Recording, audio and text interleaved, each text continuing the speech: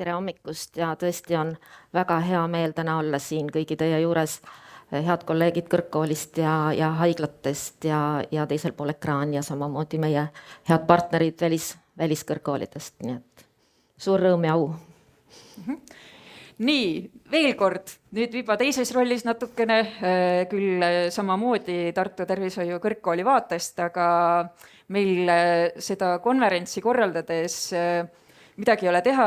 Mulle tundus, et sellest jääb väheks, kui ma lausun need mõned sõnad ainult tervituseks, sest nii nagu ma juba tervituse osas ütlesin, me väga-väga väärtustame ja tahaksime tõesti, et meie praktikabaasidega koostöö oleks hästi toimiv ja muidugi kooli kõige esimene vastutus on meie õppija ees, aga ka teisalt me ei tahaks rääkida ainult sellest, mis puudutab seda õppijat ja õpetamist, vaid täpselt samamoodi, nii nagu konverentsi korraldamine ise, kõik need uued mõtted ja tegevused, ka teadus-arendustegevus on meile oluline. Ja seetõttu me Kerstiga valisime välja selle teema, mis suurepäraselt sobitus selle konverentsi ülesehitusega ja need mõtted hea meelega tahaks teiega jagada, et meie koostöö ootuse mõtted ja kogemuste mõtted, aga ka meie õppijate mõtted. Ja selle esimese slaidi peale, mida te näete traditsiooniliselt, see käib minuga alati kaasas, olen ma valinud Tartu Tervishoiu Kõrgkoolile kujundatud kaardi ja selle kaardi peale selle vaimu ja ma arvan, et need väärtused, mis on nii-öelda tervishoiu maailmas olulised ja hariduses ka ja need oskused ja teadmised, mulle on alati tundunud, et selle kaardi peale on kuidagi hästi sätitud need kokku ja need peegeldavad seda olemust, milliseid inimesi me ootame oma kolleegideks enne kõike. Aga mõned numbrid ka, siiski ilma numbriteta ei saa ja ei olnud sugugi nii kindel, et kõik väga hästi kursis on, et kus Tartu Tervishoiu Kõrgkool siis parasjagu hetkel on. Me oleme jõudsalt kasvamas nii meie õppijate arvu poolest kui ka meie töötajate arvu poolest ja see tore ketas on tegelikult siis viimasest kõrgkooli aasta aruandest. Võib-olla mõne numbri puhul lisaks praktikabaasidele, mis on tõesti, ma arvan, aukartust äratav lausa, kui palju on häid kohti, kellega me koostööd teeme ja sellest kõigest natuke lähemalt ka räägime. Aga ma mõne asja tahtsin selle slaidi juures veel välja tuua, et Tartu Tervishoiu Kõrgkool ei ole siis kasvanud ainult selle poolest, et meil on lihtsalt neid õppijaid rohkem, vaid läbi nende lähiaastate on meil uusi õppekavasi tulnud juurde ja ma arvan, et need on üliolulised ja need ma tahaksin täna ka välja tuua, et lisaks sellistele traditsioonilistele, mis on Tartu Tervishoiu Kõrgkooliga käinud kaasas pikka aega ja absoluutselt õed kõige suurema õppekavana ja ämmaemandad, füsioterapeudid, tervisekaitsespetsialistid, bioanalüütikud, radioloogiatehnikud, siis rakenduskõrghariduses ja kutsehariduses erakorralise meditsiini tehnikud, lapsehoidjad, tegevusjuhendajad, hooldustöötajad, siis meil on juba mitmeid aastaid kutseõppes massöörid ja eelmine aasta esimest korda stardivad ja sellel aastal loodetavasti lõpetavad esimest korda täiesti uued ja värsked podoloogid ja ma arvan, et need spetsialistid on heade partneritena väga-väga olnud oodatud ja meil on selle tõttu olnud seda koostööd hea meel teha. Aga ka magistriõppe on Tartu Tervishoiu Kõrgkoolile oluline ja seal samamoodi lisaks siis terviseteadusele, kus meie eriõendus pesitseb ja elab ja õitseb ja kasvab kindlasti, on meil 2 rahvusvahelist õppekava. Juba mõned aastad toimetanud radiograafia kiiritusravi suunal, aga veelgi olulisem, täiesti uus ja täiesti värske ja praegu vastuvõtt käimas on rahvusvaheline füsioteraapia magistriõppe. Et need kõik uued õppekavad ootavad samamoodi seda, et meil see väga hea koostöö jätkuks. Ja õppepraktika kui meie pealkiri, esinemise pealkirigi ütleb, on üks osa õppekavast. Ja mulle väga meeldib, et Armo Pakler tõi välja siia sõnapaari, et teadus ja kunst. Õppekavad on teaduspõhised ja õpetamine on kunst. Ja õppepraktikal õpetamine ehk haigla poolt õpetamine on samamoodi kunst. Ja selle tulemusena me saame just sellised tervishoiutöötajad, nagu me tegelikult vajame ja ootame. Õppepraktika maht õppekavades on erineva mahuga. Kõrghariduses peaks olema see minimaalselt 15%, aga meie õppekavades on see kuni 43%. Ehk siis piltlikult, kui õde õpib 3,5 aastat, siis 1,5 aastat veedab ta õppepraktikal. Ja praktika toimub töökeskkonnas, see on seotud väga teoreetiliste teadmistega, mida üliõpilane omandab auditooriumis ja iseseisvalt, ja seotud ka nende praktiliste oskustega, mis ta õpib ära enne, kui ta õppepraktikale tuleb. Nii et õppekava on tervik, sidus ja töökeskkonnas toimuv õppepraktika on üks väga oluline osa sellest. Ja mis on praktika eesmärk, ongi õpitud oskuste, teadmiste rakendamine, uute oskuste omandamine ja millest me võib-olla võiksime rääkida ka natukene rohkem, on hoiakute, väärtuste kujundamine. Tänapäeval kõik tööandjad ütlevad, et mitte ainult erialased teadmised, oskused on olulised, vaid ka inimeseks olemine, suhtlemisoskus, meeskonnatöö tegemise oskus, enesejuhtimine, digipädevused ja nii edasi. Et kõik see on hõlmatud ka meie õppekavadesse ja sealhulgas õppepraktikasse. Me teeme ka töökohapõhist õpet küll kutseõppes ja seal on õppepraktika maht suurem kui 2/3 õppekavadest. Need kõrghariduses me praegu töökohapõhist õpet ei tee, aga mine tea, mis selles vallaski juhtub.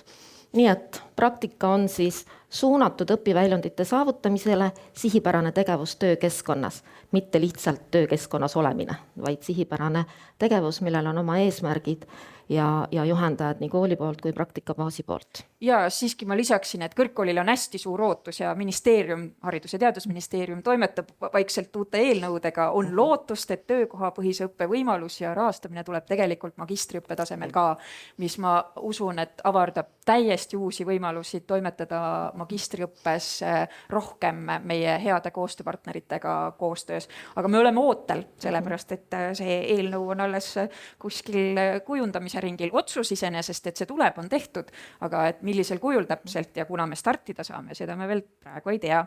Ja ma tean, et seda tegelikult ka tööandjate poole pealt pikisilmi oodatakse. Ja, just. Aga koostöö slaidile me panime mõned märksõnad, alustades üldisemalt ja liikudes üksikumale.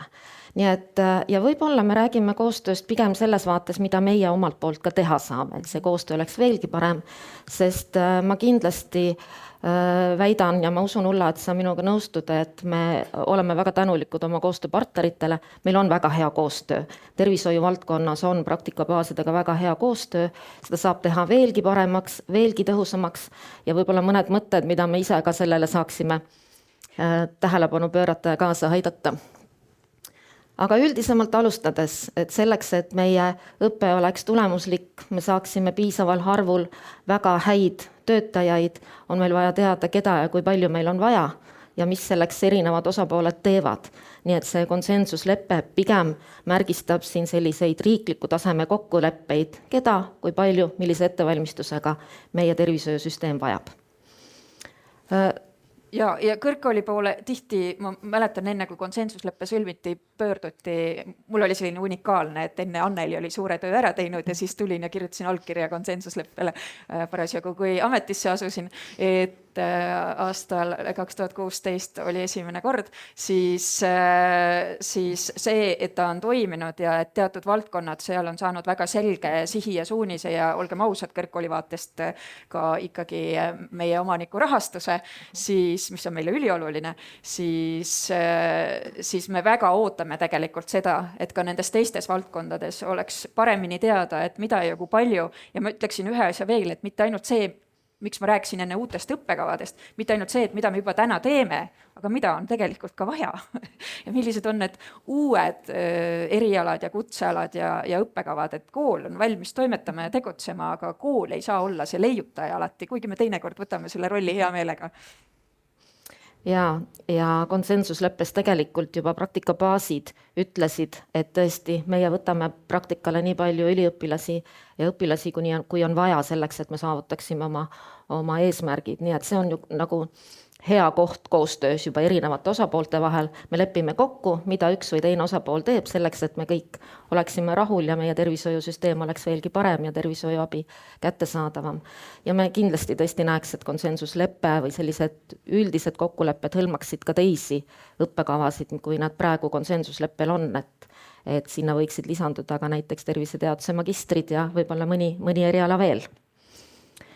Edasi me teeme erinevad kokkulepped institutsioonide tasandil, olgu need siis kvaliteedilepped, praktikalepped, suuremate asutustega meil on kvaliteedilepped, mis sätestavad ära ka laiema koostöö, mitte ainult õppepraktika ja tegelikult see tänane üritus on väga hea näide sellest, kuidas kahe asutuse koostöös sünnib midagi nii ilusat ja suurt ja me kindlasti läheme siit ära võimestunumana ja võib-olla mõningate heade mõtete ja ideedena.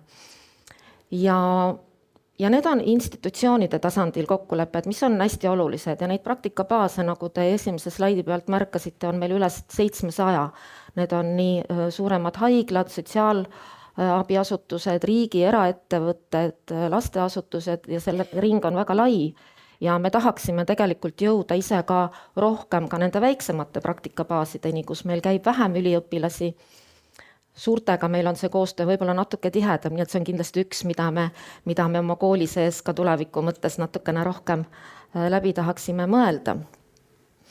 Ja me võime leppida kokku igasuguseid suuri asju, suuri eesmärke, aga see koostöö taandub ikkagi ka individuaalsetele kokkulepetele vastutavate isikutega ja juhtidega.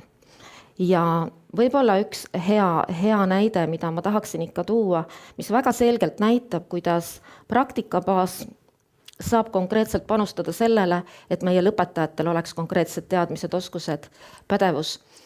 Kui me mõned aastad tagasi arutlesime väga tugevalt selle üle, et teatud õppepraktikate jaoks ei jagu lihtsalt praktikabaase, ei jagu kohti, kuhu üliõpilasi saata. Ja oli väga tõsiselt arutelu all, kas üks õppepraktika õppekavast üldse välja võtta, sest et praktikabaasi oli vähe. Ja arutades vastutavate inimestega, arutades erialaorganisatsioonidega, tegelikult praktikabaasid ise leidsid võimaluse paigutada praktikandid praktikal ära ja tänu sellele on meil õppekavas vaimse tervise õenduse praktika näiteks. See on hästi hea näide sellest, kuidas praktikabaas, erialaorganisatsioon, kõik teavad, me tahame, et meie tulevane õde omaks sellist kompetentsi ja me teeme kõik selleks, et seda saavutada. Ja selliseid näiteid tegelikult on veel palju meil, kus sellised head kokkulepped, läbirääkimised viivad selleni, et tegelikult tulemus, mis meile kõigil on oluline, on ka meie kõigi asi. Just. Ja ma ütleksin ka, et ma arvan, et see, et kasvada, et ühelt poolt ei taha me hästi oma majja ära mahtuda ja toimetame erinevates regioonides ja just nimelt meie heade partneritega koostöös, et ühelt poolt on seal see koostöö selle vajaduspõhine, sellepärast et seal regioonis on kindlasti neid spetsialiste puudu, aga teisalt on seal kindlasti ka seesama, et me tahame olla seal, kus meie õppuritel oleks ka hea olla ja kus on hea keskkond ja ma arvan, et selle hea keskkonna juures on hästi oluline see, et kogu õppija teekond üleüldse, mis ta kogeb, et sel hetkel, kui ta Tartu Tervishoiu Kõrgkooli astub, tuleb ta sinna sellesse majja enamasti või siis meie regionaalsetesse õppebaasidesse, aga see kogemus, mida ta praktikalt saab, see kinnistab tegelikult selle, kas ta päriselt tahab olla selle valdkonna inimene tulevikus ka. Et õppimine on üks teekond, nii-öelda koosneb väga erinevatest tahkudest, aga ma olen täiesti kindel, et see veendumus ja pärast varsti slaididel näete ka, et see veendumus, et kes ma tahan olla ja miks ma tahan olla, tuleb ennekõike sellest samast reaalsest töökeskkonnast. Seetõttu meie vaatest ja ma usun, et teie vaatest tasub hästi tähelepanu pöörata sellele, et mis toimub seal praktikakeskkonnas ja kuidas me toimetame ja hetkel on Euroopa Liidu tasandil toimimas need arutelud, et mida see tähendab nii-öelda praktika rolli mõttes ja kuidas praktikanti nähakse ja kas peaks seda rohkem reguleerima, et kas praktika peaks üldse olema selline tasuta toimetamine ja tegutsemine või sellel peaks olema selline kohustuslik osa, et praktika ongi nii-öelda osa sellest toimetamisest, kus näiteks praktikandile tuleb ka palka maksta, et need arutelud on hästi aktiivselt käimas. Lisaks sellele ma saan aru, et praktika juhendajate poole pealt on ju hästi oluline see vaade, et samamoodi, et kuidas väärtustada seda juhendamist ja õpetamist iseennast. Jah, see juhendajate väärtustamine, toetamine on kindlasti üks, millega kõrgkool väga palju tegeleb ja ma tean, et Siret Läänelaid räägib sellest ka hästi palju. Ja kui Ulla, sa tõid selle Euroopa tegevused, siis mul on hea meel, et meie siin tervishoiu valdkonnas, meie õppepraktikad on päris kenasti reguleeritud ja meie praktikandi roll ja vastutus on ka tegelikult ju tervishoiuteenuse korraldamise seaduses määratletud, et ta saab osaleda tervishoiuteenuse osutamisel, juhendaja juhendamisel ja vastutusel. Nii et siin on meil ilmselt oma kogemust ka võimalik jagada, kuidas see on meie riigis reguleeritud ja kui hästi see tegelikult toimib, kui kõik teavad, mis on nende roll ja vastutus ja sellist. Aga ma arvan, et meil on hea hetk minna siit edasi, et osa meie ettekandest tegelikult keskendub väga oluliselt just sellele viimasele, et kui meie hea kolleeg tuleb, räägib, kuidas me täpselt toimetame ja mida me teeme selle heaks, et see koostöö toimiks ja see kvaliteet oleks selle praktika korralduse juures tagatud, siis meie tahaksime keskenduda hetkel nendele inimestele ja me oleme juba aastaid tõesti, lisaks sellele, et kogutakse seda kohest tagasisidet on ja õppeaine toimumise ajal, et kuidas õppur toimetas ja kuidas õpiväljundid saavutati ja milline kogemus oli. Lisaks sellele me korraldame küsitlust kõrgkoolis, et teada saada, et kes need parimad praktikajuhendajad on ja millised nad tegelikult on ja mida meie õppijad väärtustavad, siis kui nad seal praktikabaasides toimetavad. Ja see ei ole ainult see, et meil on selline huvi, et mul on hästi hea meel, et on väga mitmeid praktikabaase, kes ise nende andmete põhjal väärtustavad oma inimesi ja tahavad neid tunnustada ka sisemiselt ja samamoodi annavad väga selge sõnumi organisatsiooni sees, et praktikate juhendamine kui selline on üli oluline sellele institutsioonile, aga et ta on oluline ka meile, siis me tõin viimase kahe aasta küsitluste tulemused, kui palju siis märgati, aga ennekõike on tähtis see süda, et mis oli see, mida nende kõikide märgatud inimeste kohta kirjutati ja uskuge mind, alati kui sa kogud tagasisidet, kus on märksõna nagu parimad või head, otse loomulikult sa saad nagu hea tagasiside ja sul on väga hea lugeda ja sul on selge veendumus, et kui muidu vahepeal tundub, et maailm nagu hakkab hukka minema ja inimesed ei ole võib-olla alati kõige sõbralikumad ja miks nad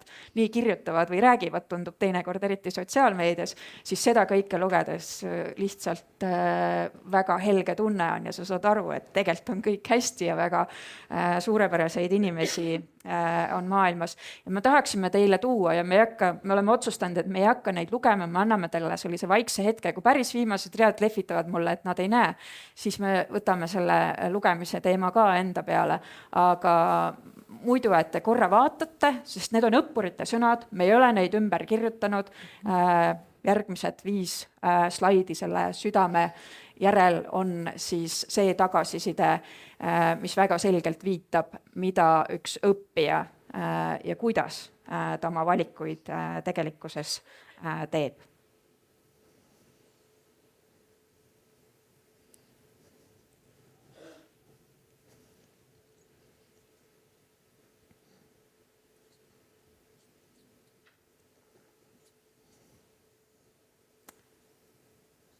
Ma saan mingil hetkel testida, keegi ei lehvitanud.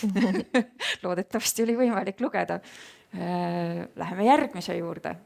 Need on kõik natukene omamoodi, kuigi väga selge, et neil on ka oma ühisosa.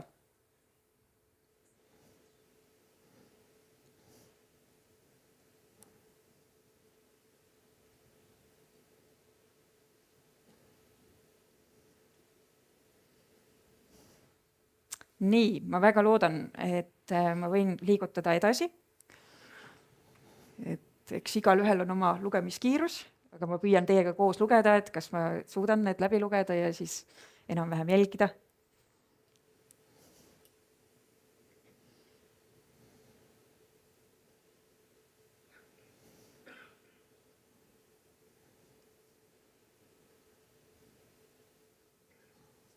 Nii, siis veel.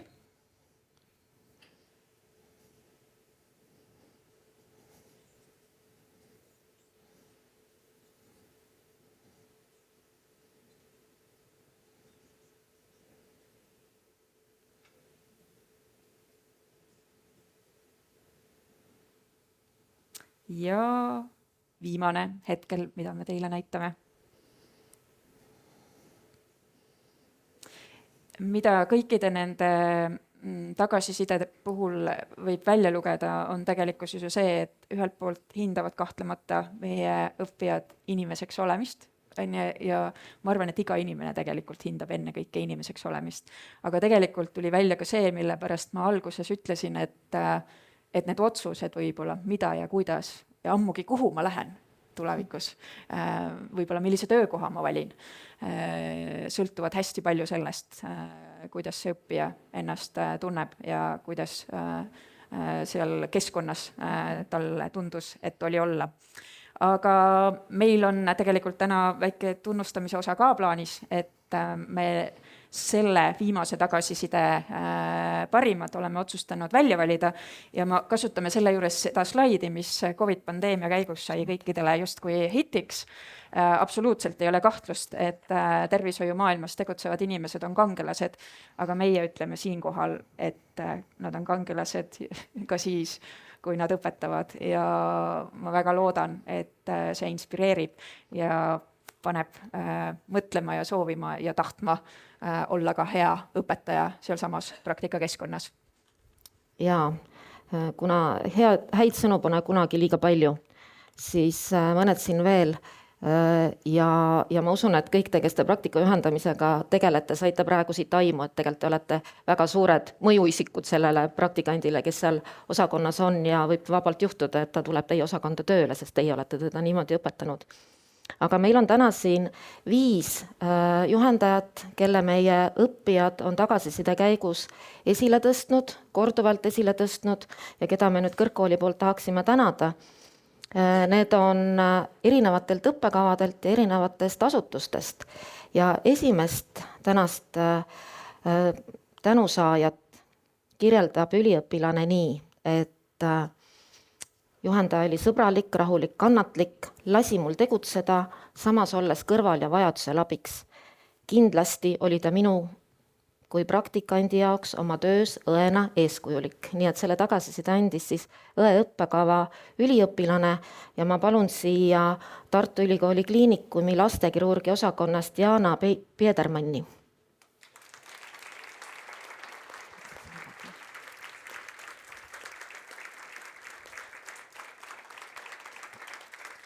Tule korra lava peale. Palju õnne, suur tänu sulle. Palju õnne. Ja meie tunnustatud praktikantide lilled ei vaja vaasi, nii et sa võid selle panna ilusti serva peale ennast ootama. Teine tänane kangelane on samamoodi õeõppekava üliõpilase poolt ette esile toodud ja tema avaldas kõige rohkem muljet oma laiade teadmiste ning patsientide käsitluse poolest. Oli kindlasti suureks eeskujuks ja tema suhtamine patsientidega oli nii siiras ja seda oli tunda, et patsiendid armastasid teda. Ja ma kutsun siia perearsti keskuse EVE mõistuse pereõe Katrin Randviiru.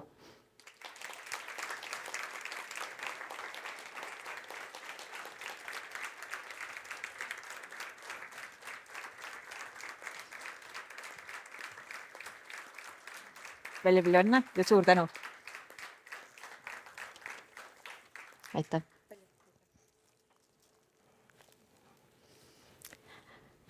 Järgmise kangelase on esile tõstnud radioloogiatehniku õppekava üliõpilased ja tema on toetav, selgitab hästi, julgustab, juhendab praktikat südamega, on alati olemas ja lubab üliõpilasel teha ja julgustab teda tegutsema. Pärnu haiglast Rita Kurgu.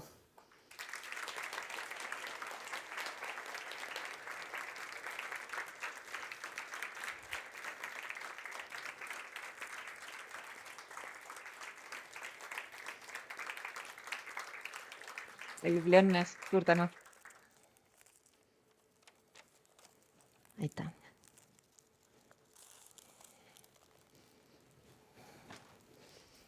Ja 4.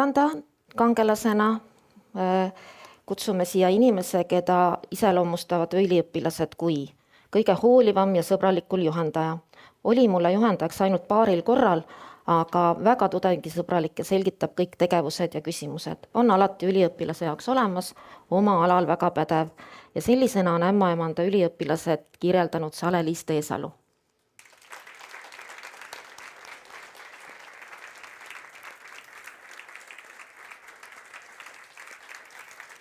Palju õnne.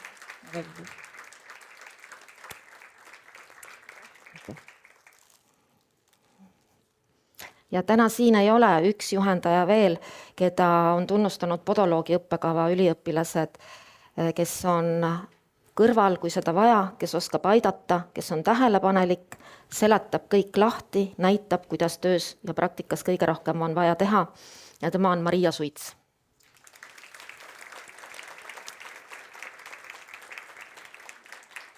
Ja meie täname, aitäh teile! Aitäh!